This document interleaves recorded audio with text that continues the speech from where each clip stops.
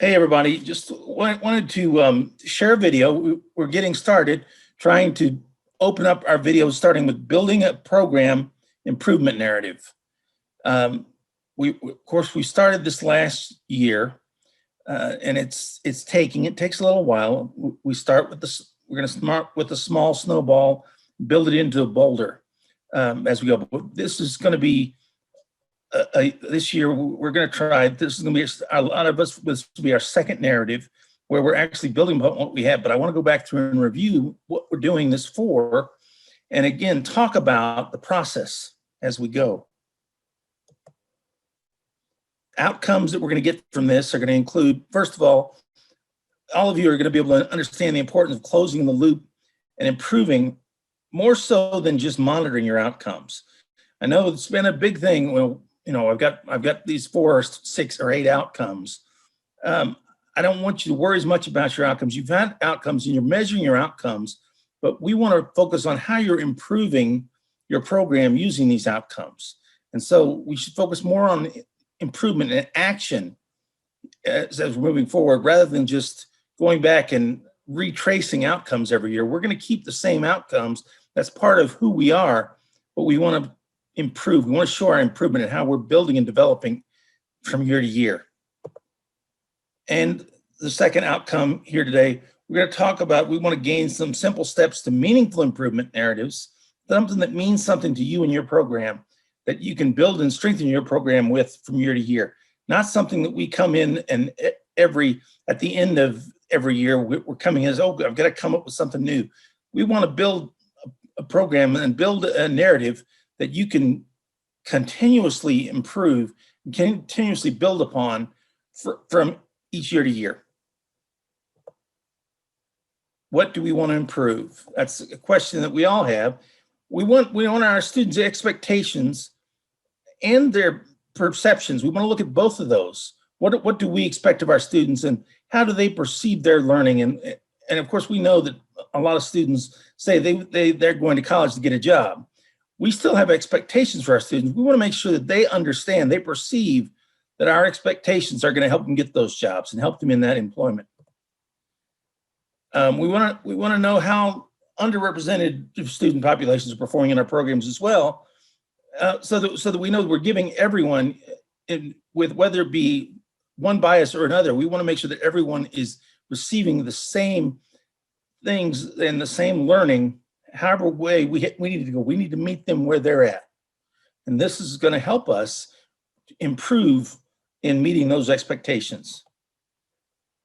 We also want to know that our students are satisfied with what they're learning. Of course, they're going to be upset when they take an exam or when the class becomes more difficult, and we can't change that. But we do want them to be satisfied with the fact that we're seeking them out and trying to help them prepare and make them stronger students.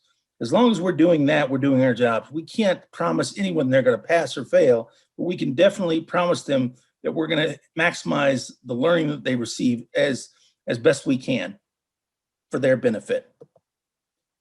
And finally, let's remember that retention is implied through improvement. As we improve and students see that improvement, one of our problems, the biggest problems in our university system, is getting students come back year to year. We want to make sure that first year student comes back in year 2. Year 2, they come back in year 3. We want to give them reasons to come back rather than reasons to leave. And this, using our improvement narratives and continuous improvement, we're going to see year to year why students are leaving and if students are staying because of what we're doing. We should be able to see that in our numbers. What data really matters? We want interesting information versus useful information. What I mean by that, we never want to ask a question without a meaningful end. If it's something that's just asked to be asked, we can eliminate it. However, in that being said, it's important to note that that doesn't mean we avoid questions we don't necessarily want the answers to. If we're getting bad feedback from students, we want that bad feedback because that feedback is actually going to make our ability to improve that much stronger. So we want to see the warts. We want to see those whenever we go into a training session. Assessment versus improvement. Assessment, when you talk about assessment, And you'll hear me. I think of assessment as that A word. We're talking about improvement. Assessment is when you're talking about procedure and policy. And there's nothing wrong with that, but it's not exactly the sexy end of how you do things. Improvement, we're talking about process. How are we building upon on what our students are learning and the outcomes that they have and the expectations we have for them. Assessment equals proposition. What are we proposing to do? Whereas improvement means actual change. We're actually going to change something to make our students stronger. Assessment is discussion, and there's a lot of good about discussion, but sometimes discussion can be time consuming, and we want to, a lot of us want to cut right to the chase so that we can move on and get the rest of our work done. And that's important. You have plenty on your plate. You don't need to do any more than is necessary. Improvement is action. When we're acting on something, that means we are cutting to the chase and we're moving forward. We're looking to improve it. We're not looking to sit around and talk about improvements for 5 years or 3 to 5 years. We're looking to take actions, improve right now, so that tomorrow we can start improving on something else. And assessment, what is, there's 3 steps to assessment. One, we set out those outcomes that we expect for our students. We all have outcomes. We don't need to reinvent the outcome every year. The outcomes we set in place for our programs are things that should stand the test of time. Over a period of years, you'll look at the same outcomes. We don't have to reinvent that every year. Information is the second step. How well are our students achieving these outcomes? What are the reasons that they're doing well at that? We need to know these things. Why are they not doing well? When we see our data and they've got strong data points and weak data points, we want to understand why. That's what we're assessing. And we want to look at action. How are we using this information, this data, to improve student learning? And that's what closing the loop truly is. And closing the loop, the complete definition of closing the loop, yes, you're going to improve something, but it's actually that change that we were talking about in the previous slide. That change, when we make a change, that is what the improvement is. It's not just see the eureka moment when you see data and say, oh, I want to try something new.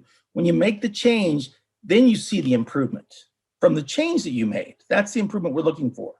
The improvement is not making the change. The improvement is seeing the results of the change. Why improvement? Why are we talking about improvement?